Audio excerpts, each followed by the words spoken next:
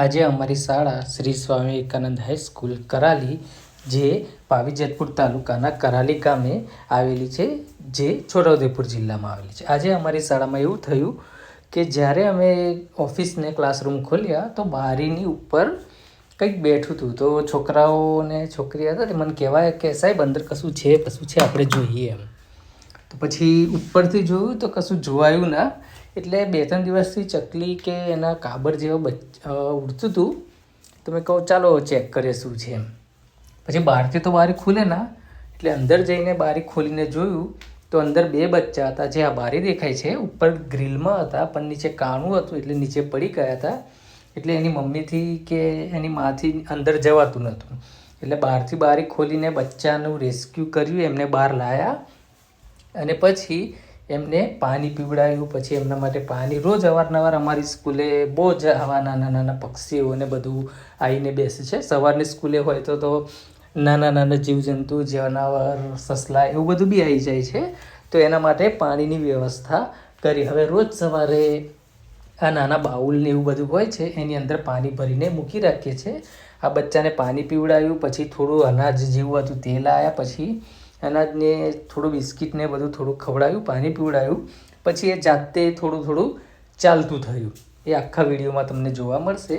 પછી એને સુરક્ષિત જગ્યા પર મૂકી દીધું અને પછી બીજા દિવસે જોવામાં આવ્યું તો પછી એને એની મમ્મીએ ત્યાંથી લઈ ગઈ હતા. આ રીતે અમે આજે એક સરસ કાર્ય કર્યું અને પક્ષીના બચ્ચાને એક નવજીવન આપ્યું. જે આખું આ વિડીયોમાં તમને જોવા મળશે. તો આ વિડીયો તમે ઠેઠ સુધી આખો જોજો. આવું પાણી આપવાનું કામ હવે રોજ અમે વિદ્યાર્થીઓને સોંપી દીધું છે. એટલે એ લોકો પાણી માટે શું કરે, બોર ચાલુ કરી દે અને જ્યાં આવા પોટ મૂક્યા છે આજુબાજુ બધા પિલ્લર પર નાના પોટ મૂકી દીધા છે, વાસણ મૂકી દીધું છે, એની અંદર પાણી ભરી દે છે.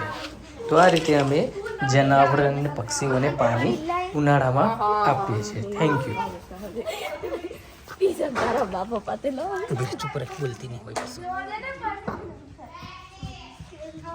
બિચારું બચી જાય તો સારું. પીવે છે જરીક એવું નહીં. લાઈ મેં પીવડાવું, લાઈ એમ કરવાનું. જો છોડ દે બસ. એવું એની હોઠ પોની આવવા દે બસ. જો પીધું ને બસ. એવું મોડું ફોડું કરે ને તે વખતે અંદર નાખી દે, થોડુંક ચખાડીને બસ. હવે નાખ કે મોડું પોડું કરું એનું બસ. મોડું પોડું કરી દે બસ. હવે જા દે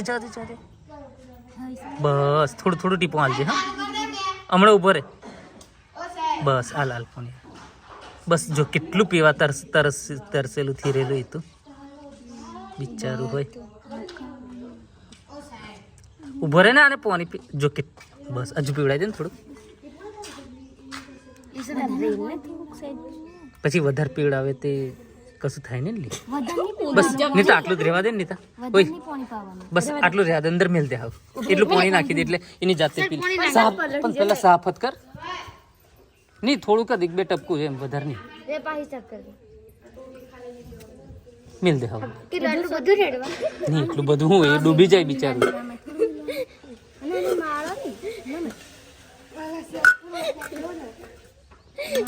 એ તો હુકાઈ જશે. એટલે પાણી રેડીશ હમણાં એમને મિલ દે. એ હાવ પી લીધું, હમણાં ની જરૂર પડે. હાવ છૂટતી વખતે પીવડાવી દેશું એને. મિલ દે લે અંદર. તઈને આ બાજુ છૂટું મિલ દેતા પણ બિલાડીઓ લઈ જાય તા પાછું. પાણી કોઈ ચાલુ કરે.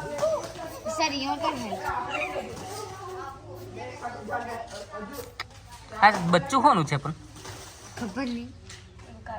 પેલું ખાવાનું નહીં. અમે જસ્ટ કોમેન્ટ છે યસ.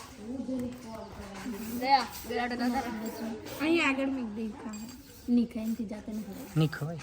એને ઉપર એ તો એના સ્વાદ આવશે ને તત થશે. હોલી આનું થોડો ટુકડો કરી દે. આ મોટો ચડ કરો રે.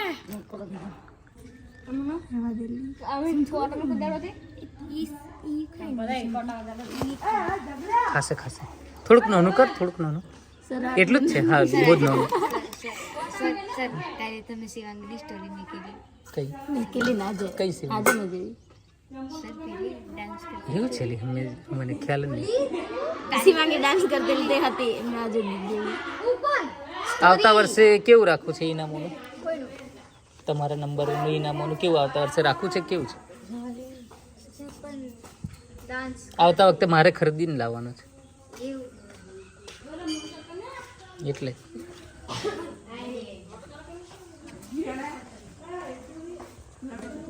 કીડે ની કેલી ના કેળેલી ચાલે ઇના ઉઠું કઈ છે આવ્યું એનું બચ્ચું આવી